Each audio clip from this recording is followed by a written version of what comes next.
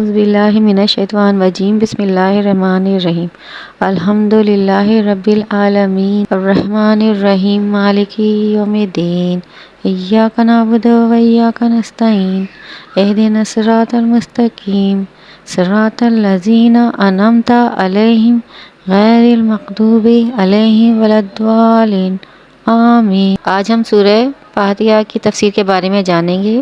یہ سورت مکہ مکرمہ یا مدینہ منورہ دونوں میں نازل ہوئی۔ اس میں 7 آیتیں ہیں۔ عمرو بن شرجیل سے منقول ہے کہ نبی کریم صلی اللہ علیہ وسلم نے حضرت خدیجہ رضی اللہ تعالیٰ عنہا سے فرمایا، میں ایک ندا سنا کرتا ہوں جس میں اقرا کہا جاتا ہے۔ ورقہ بن نوفل کو خبر دی گئی جو حضرت خدیجہ رضی اللہ تعالیٰ عنہا کے قریبی رشتہ دار تھے۔ انہوں نے یہ سنا تو کہا کہ آپ کو یہ ندا آئے تو آپ صلی اللہ علیہ وسلم باطمینان سنیں۔ اس کے بعد حضرت جبرائیل علیہ السلام نے حاضر ہو کر کہا، بسم اللہ الرحمن الرحیم الحمد للہ رب العالمین۔ اس سے معلوم ہوتا ہے کہ نزول میں یہ پہلی سورت ہے، مگر دوسری روایت سے ظاہر ہوتا ہے کہ سورہ اقرا نازل ہوئی۔ اس میں تعلیمند بندوں سے کلام فرمایا گیا ہے۔ نماز میں اس سورت کا پڑھنا واجب ہے۔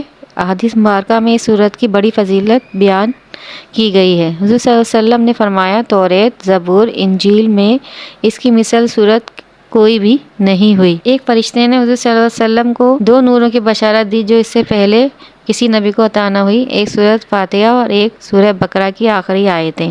سورہ فاتحہ ہر مرض کی شفا ہے۔ اس سورت میں اللہ تعالیٰ کی تعریف بیان کی گئی ہے۔ اللہ کے واجب، قدیم، ازلی، ابدی، حی و قیوم، علیم، قادر ہونے کی طرف اشارہ ہے کہ اللہ کے سوا کوئی معبود نہیں اور کوئی عبادت کے لائق نہیں۔ وہ رحم کرنے والا ہے، نہایت مہربان ہے۔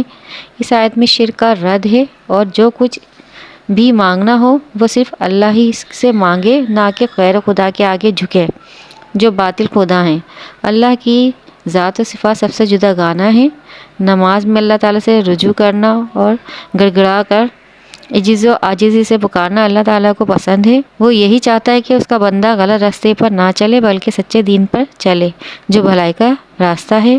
شیطان کی حیلے ہتھ سے ہمیشہ انسان کو بچتے رہنا چاہیے اور شیطان کے بہکاوے میں نہ آئے، کیونکہ اگر انسان شیطان کی باتوں میں آ جائے گا تو پھر اللہ کے غضب کا نشانہ بننے کا سبب بنے گا۔ اس لیے ہمیں چاہیے کہ نیک عمل کریں اور اللہ کے دین کو سمجھیں اور اس کی وحدانیت کو جانیں۔ مجھے اپنی دعا میں یاد رکھیں۔ اب میں آپ سے چاہوں گی، اللہ نگہبان۔